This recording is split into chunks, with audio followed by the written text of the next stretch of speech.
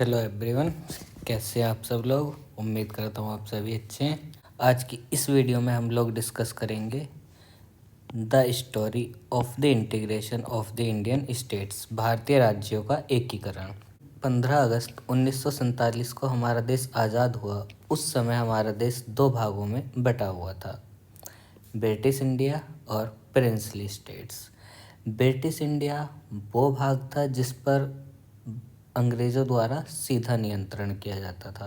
Princely states में वो राज्य आते थे जहाँ पर भारतीय शासकों द्वारा शासन किया जाता था, किंतु उन्होंने अंग्रेज़ों की अधीनता स्वीकार कर रखी थी।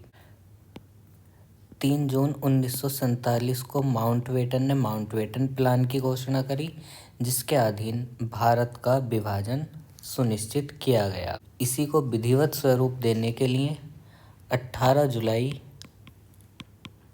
1947 को द इंडियन इंडिपेंडेंस एक्ट पारित किया गया, जिसमें प्रिंसली स्टेट्स को ये ऑप्शन दिया गया था कि वो चाहे तो नए डोमिनियंस में शामिल हो सकते हैं, इंडिया या पाकिस्तान, या फिर वो चाहे तो अपने आप को एक स्वतंत्र राज्य के रूप में स्टैब्लिश कर सकते हैं। इससे समस्या ये हुई थी कि उस समय भारत में 565 के लगभग रियासतें थीं। अगर वो सभी स्वतंत्र होती तो भारत का जो आज का राजनीतिक मानचित्र है वो शायद कभी ना बन पाता। भारत एक बिखरे हुए स्वरूप में होता। इसी को ध्यान में रखते हुए सरदार वल्लभ भाई पटेल और बीपी मेनन ने मिलकर देशी रियासतों के एकीकरण में महत्वपूर्ण भूमिका निभाई। इन्होंने प्रिवी पर्स का कॉन्सेप्ट लागू किया। प्रिवी पर्स के कॉन्सेप्ट में ये था कि जो रॉयल फैमिली इंडियन यूनियन के साथ मर्ज करेंगी उनको कुछ पेमेंट दिया जाएगा, उनको कुछ पैसा वगैरह दिया जाएगा। इसी आधार पर सबसे पहले बीकानेर, बड़ौदा और कुछ अन्य राजस्थान के राज्यों ने भारतीय संघ में विलय पर हस्ताक्षर किए।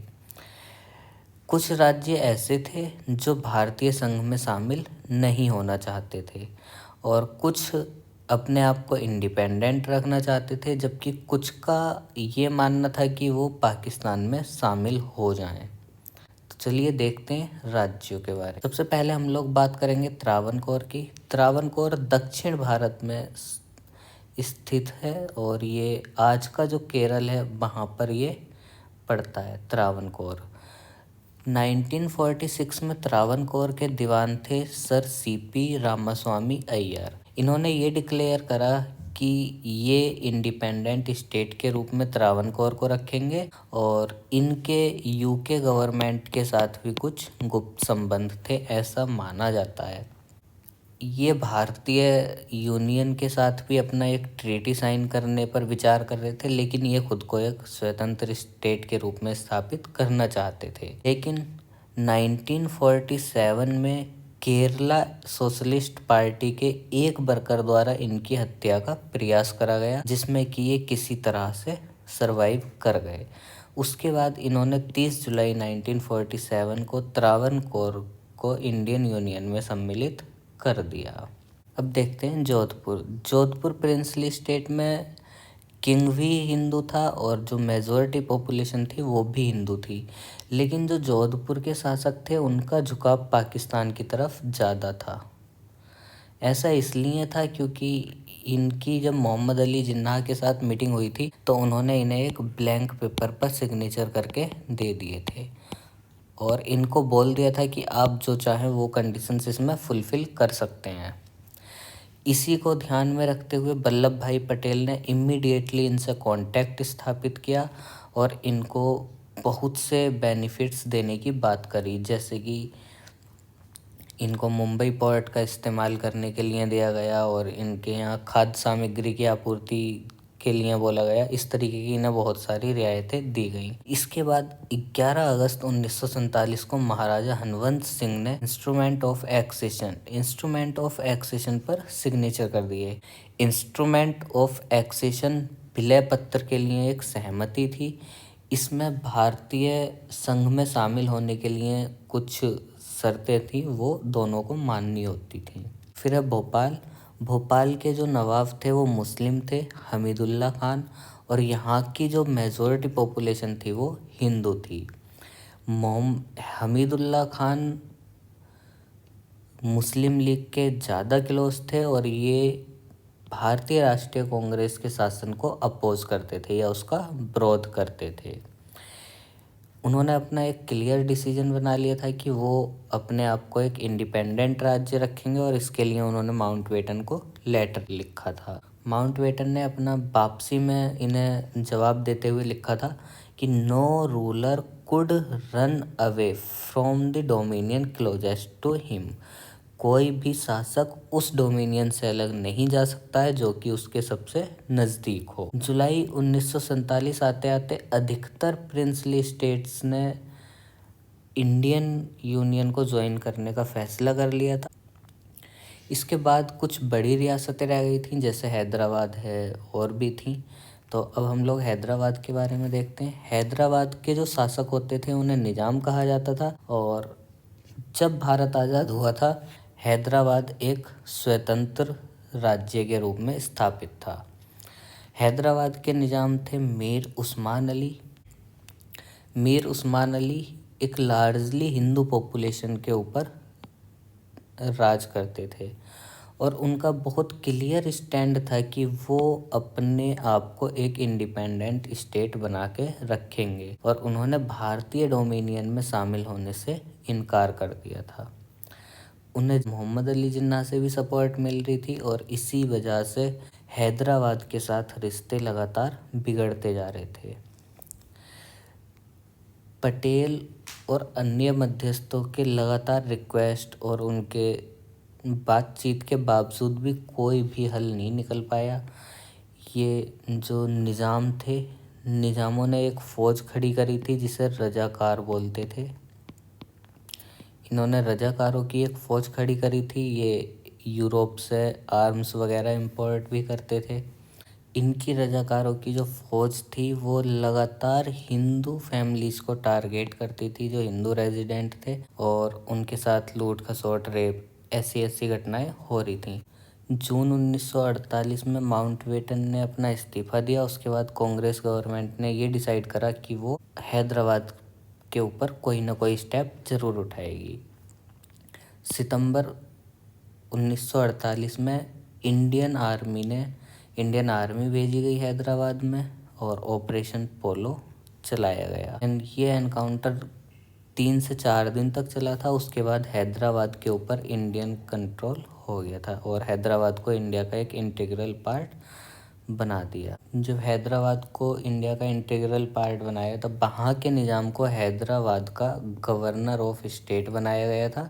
अब देखते हैं जूनागढ़ आज के गुजरात के काठियावाड़ क्षेत्र में है। यहाँ पे भी लार्ज पॉपुलेशन हिंदू थी और जो किंग था वो मुस्लिम था, मोहम्मद महावत खानजी थर्ड।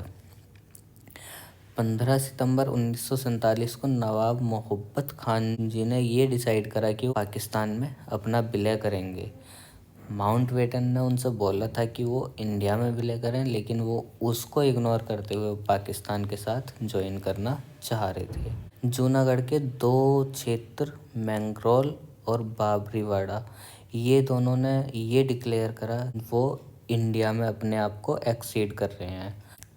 मैंगलोर और बाबरीवाड़ा के इंडियन यूनियन में शामिल होने पर जूनागढ़ के नवाब ने मिलिट्री एक्शन लिया था इन दोनों क्षेत्रों के ऊपर। इसी का रेस्पॉन्स देने के लिए इंडियन गवर्नमेंट ने अपनी ट्रूप्स को जूनागढ़ फ्रंटियर पे भेज दिया और इंडियन गवर्नमेंट ने ये बोला कि यहाँ की जो 80% पॉपुलेशन है वो हिंदू है और यहाँ पर एक प्लेबिसाइड डिसाइड करा गया जो कि एक्सेशन के क्वेश्चन पर डिसीजन लेगा। India cut off supplies of fuel coal to Junagadh, severed air postal links, sent troops to frontier and occupied the principalities of Mangalore and Babriwada that had access to India. Indian government ने वहाँ की fuel supply cut कर दी और कोयला वहाँ भेजना बंद कर दिया और ट्रिप्स को जूनागढ़ के फ्रंटियर पे भेज दिया ताकि जो प्रिंसिपैलिटीज़ थी मैंगलोर और बाबरीवाड़ा, उन जिन्होंने इंडिया में एक्सीड होने के लिए बोला था उनको वो ऑक्यूपाई कर सकें। 26 अक्टूबर को नवाब और उसकी फैमिली इंडिया छोड़कर पाकिस्तान भाग जाते हैं। जब वो इंडिया को छोड़ते हैं उसके पहले नवाब ने वहाँ की सारी ट्रेजरी खाली कर दी थी, वहाँ का कैश और सिक्योरिटीज़ वगैरह वो ले गया था। दीवान ऑफ जूनागढ़ सर शाहनवाज भुट्टो। शाहनवाज भुट्टो वेनजीर भुट्टो के दादा थे, ग्रैंडफादर ऑफ वेनजीर भुट्टो। और इन्होंने इंडिया में एक्सीड करने के लिए या फिर इंडियन गवर्नमेंट को इंटरवेन करने के लिए बुलाया कि अब इंडियन गवर्नमेंट जूनागढ़ के बारे में डिसाइड करे। फरवरी 1948 में जनमत संग्रह करवाया गया जिसमें ये निर्णय निकला कि जूनागढ़ का जो एक्सेशन है वो इंडिया के साथ होगा और जूनागढ़ भारत का एक इंटीग्रल पार्ट बन गया। 1960 में बॉम्बे स्टेट को स्प्लिट करके लिंग्विस्टिक बेस पे दो राज्यों में विभाजित करा गया, महाराष्ट्र और गुजरात। जूनागढ़ आज गुजरात में लोकेटेड है। Kashmir it was a princely state with Hindu king ruling over A predominant Muslim population. Kashmir का जो शासक था वो हिंदू था और यहाँ की जो मोस्टली पॉपुलेशन थी वो मुस्लिम थी, which had remained reluctant to join either of the two dominions. The case of strategically located kingdom was not just very different but also one of the toughest as it had important international boundaries. Jammu Kashmir की जो location है वो बहुत ज़्यादा strategic. यहाँ के जो राजा थे महाराजा हरी सिंह, उन्होंने एक प्रपोजल ऑफर करा था stand still agreement. Stand still agreement उन्होंने दोनों के साथ करा था, भारत और पाकिस्तान। लेकिन उनका ये डिसीजन पेंडिंग था कि वो किस डोमिनियन में वो अपना विलय करेंगे। स्टैंड स्टिल एग्रीमेंट में होता है जो पोजीशन बनी हुई है वो अभी बनी रहेगी, आगे का भी डिसाइड नहीं करा गया है। Pakistan entered into the stand still agreement but it invaded the Kashmir from north with an army of soldiers and tribesmen carrying weapons. In the early hours of 24th October 1947, thousands of tribal Pathans swept into Kashmir. Pakistan ने stand still agreement sign करने के बावजूद अक्टूबर 1947 में जम्मू कश्मीर में अपनी army को कबीलाई के भेष में भेजा। Maharaja of Jammu and Kashmir appeal to the Indian for help. Jammu Kashmir के जो महाराजा थे उन्होंने भारत सरकार से हेल्प के लिए बोला और वहाँ पे अपने रिप्रेजेंटेटिव शेख अब्दुल्ला को दिल्ली भेजा। 26 अक्टूबर 1947 को Maharaja Hari Singh fled from Srinagar and arrived in Jammu where he signed an instrument of accession of Jammu and Kashmir. 26 अक्टूबर 1947 को महाराजा हरी सिंह को श्रीनगर से जम्मू आना पड़ा। जम्मू में उन्होंने इंस्ट्रूमेंट ऑफ एक्सेशन पर सिग्नेचर किए। 5 मार्च 1948 को Maharaja Hari Singh announced the formation of an interim popular government with Sheikh Mohammad Abdullah as the prime minister. Sheikh Mohammad Abdullah को प्राइम मिनिस्टर बनाया गया और जम्मू कश्मीर में एक इंटरिम गवर्नमेंट की स्थापना करी गई।